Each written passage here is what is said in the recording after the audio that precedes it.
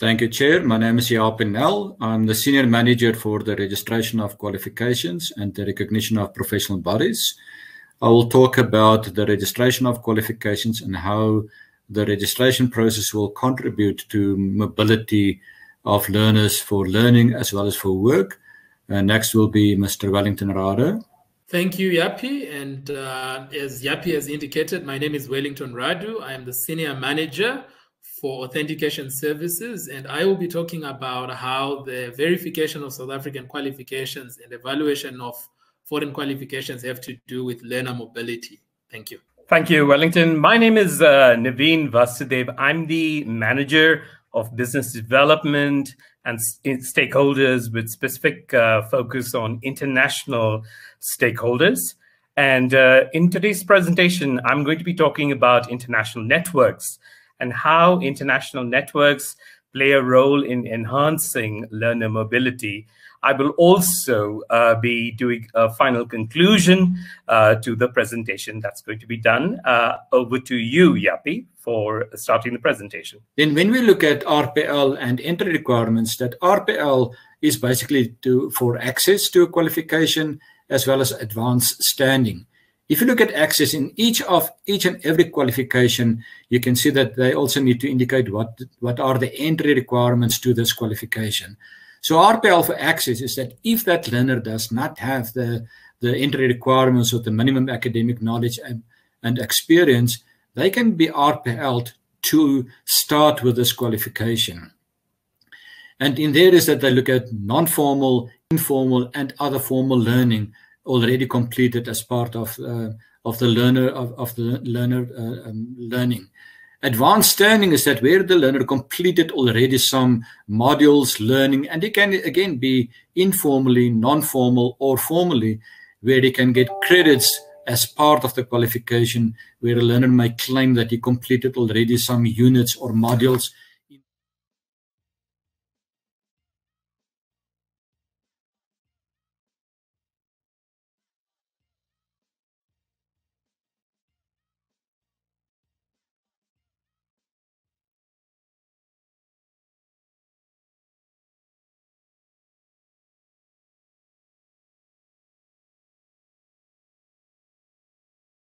My name is Wellington Radu. I am the Senior Manager for SAQA's Authentication Services, and I'll be talking about how the recognition of foreign qualifications as well as the verification of South African qualifications fits into learning and mobility. Thank you.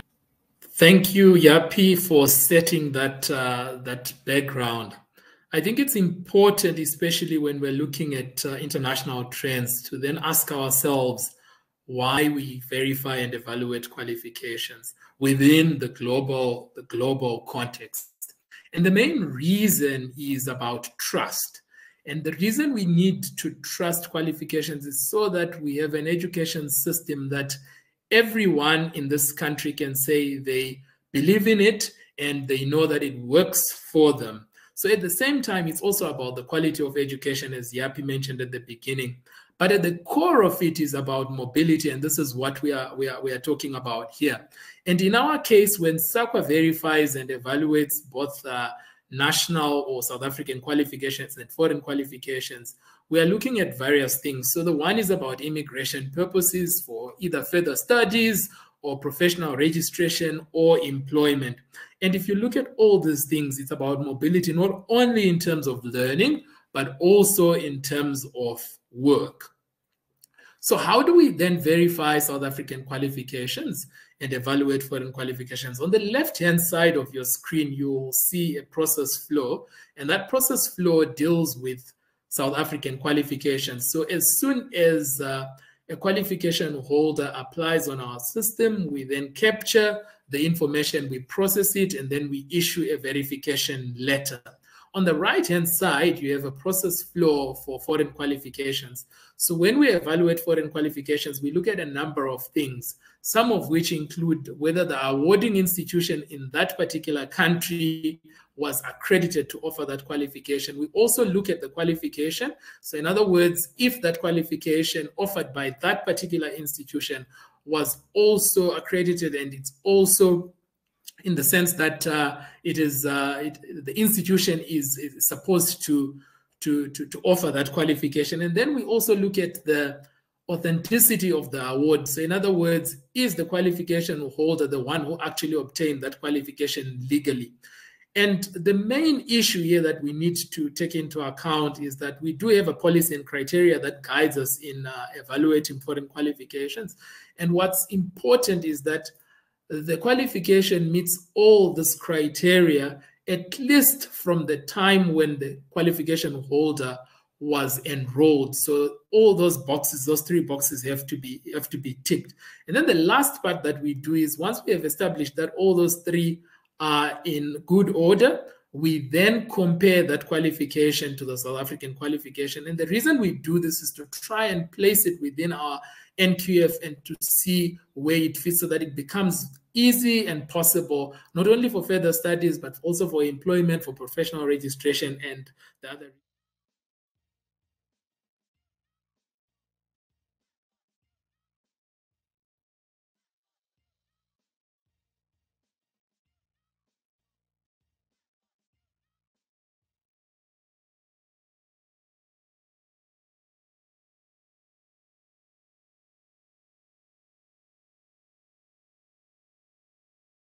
My name is Naveen Vasudev. I'm the manager of business development and stakeholders with specific focus on international stakeholders.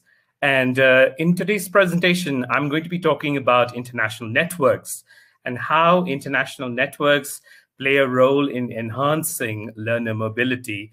I will also be doing a final conclusion to the presentation that's going to be done.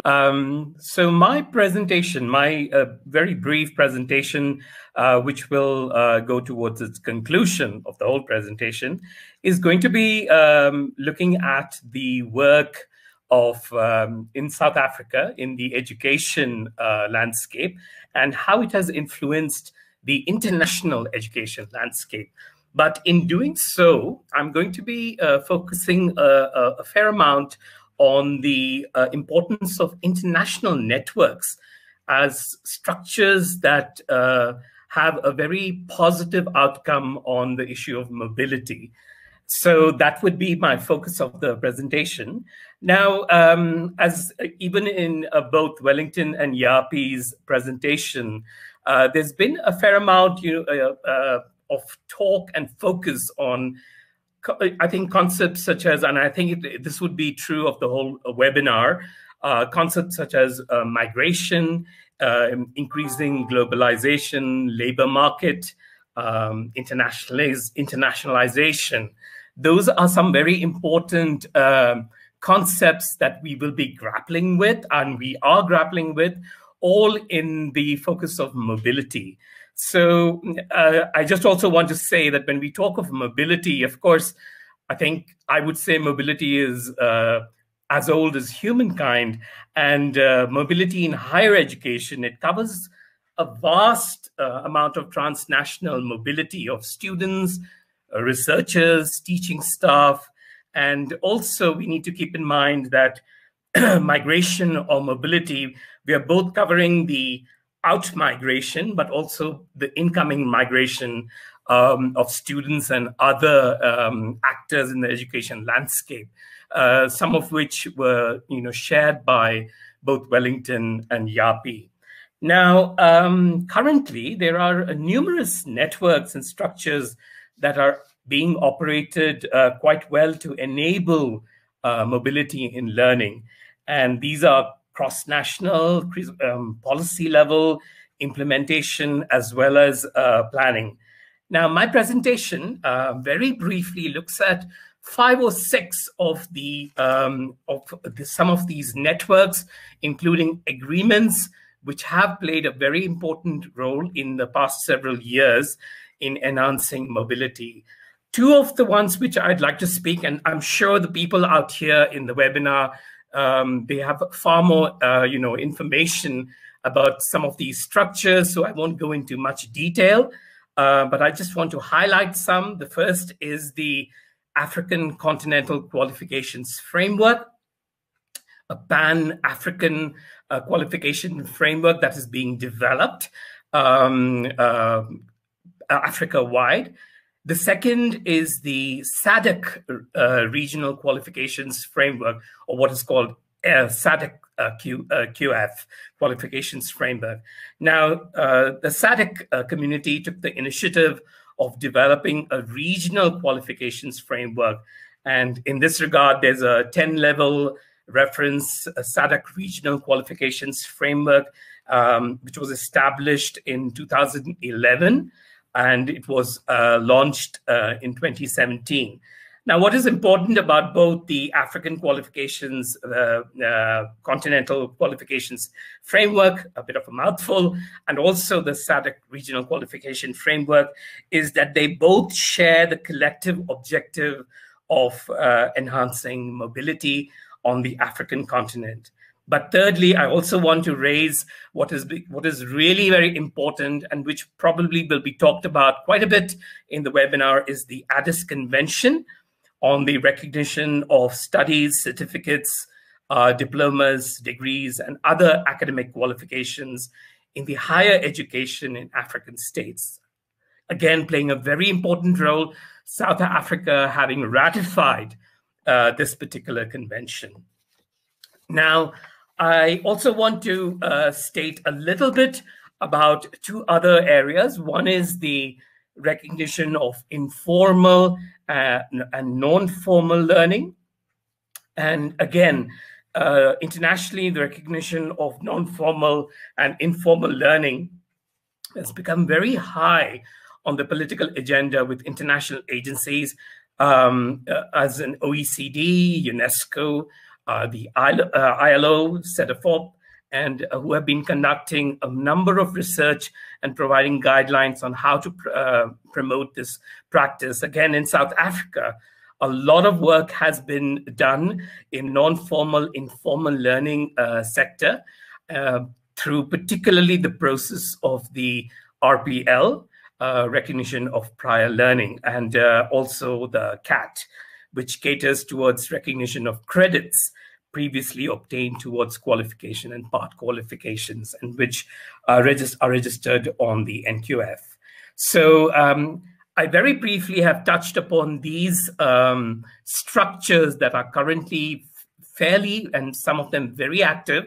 There was also mention of agreements. Wellington talked about the various agreements that South Africa has been signing with various countries bilaterally. So one needs to also add that.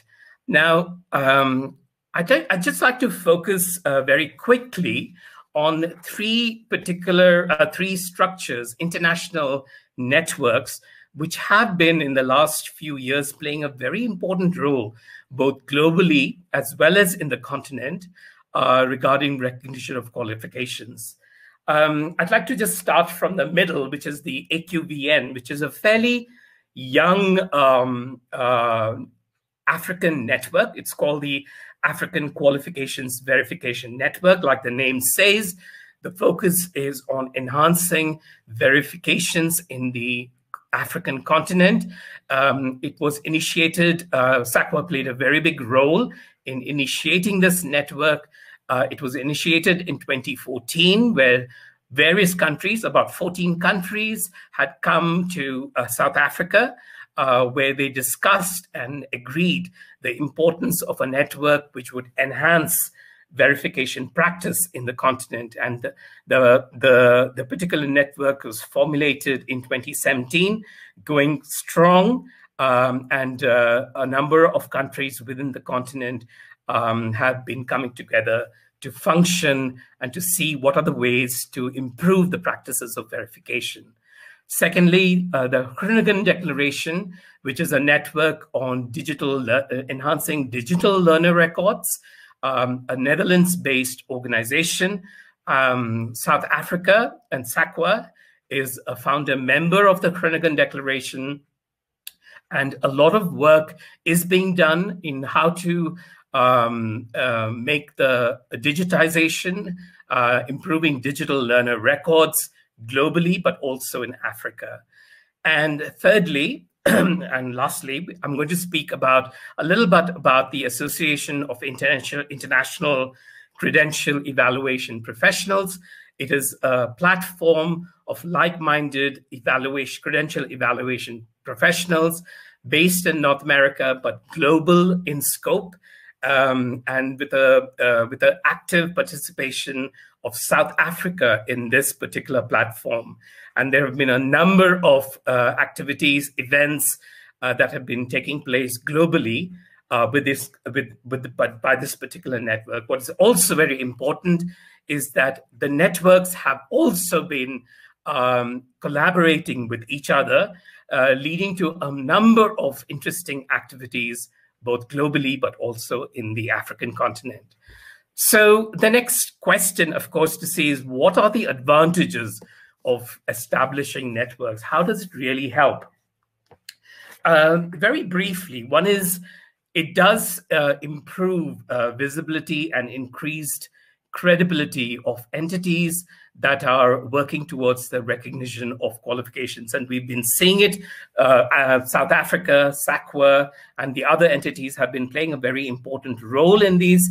And therefore the practices, and that comes to the second point, the various practices, the tools, the methodologies in recognition practice, recognition of qualification practice, is used or made more visible by these networks. There's a number of opportunities for sharing information. The world is a village now. There is so much more communication. Technology is playing a very big role. And these networks, which use excellent ongoing technology, such as the one we are working with the webinars, there's a fair number of sharing of information on the recognition of qualifications. Number 4, a very important area of building relationships. We ourselves see in SACWA that this really helps in the evaluation of qualifications, where we are able to build relationships with various entities, not just the government, but also with corporate, with NGOs, with various other, the private sector towards that, the common vision of improving evaluation practice, for example.